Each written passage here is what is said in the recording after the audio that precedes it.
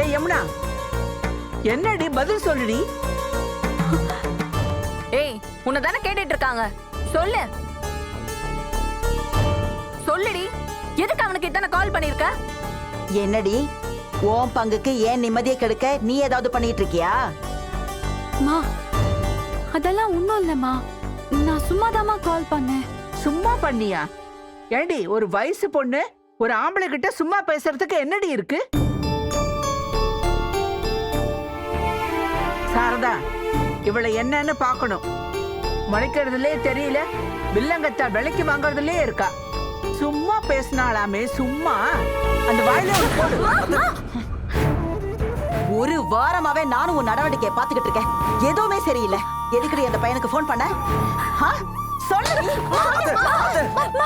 எதுக்குடி அவனுக்கு போன் பண்ண? ஏய், உன்னை தானே கேட்டுட்டு இருக்காங்க, சொல்லு, வாய் திறந்து சொல்லு. இருங்க அத்தை, இருங்க.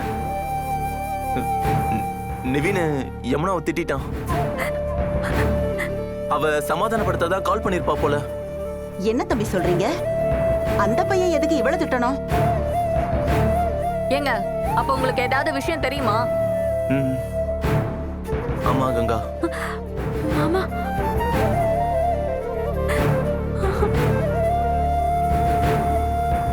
ஏங்க, என்னன்னு சொல்றீங்களா இல்லையா? அப்போ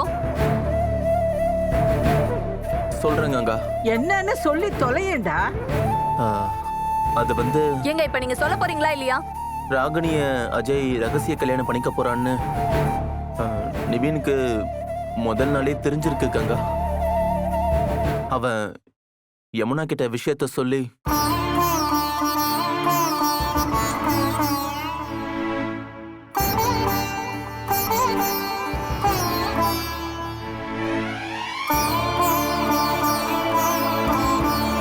கடையில இருந்து கிளம்பி கோவமா போனான். அன்னைக்குதான் யமுனா தனியா அழுதுகிட்டு இருந்தா.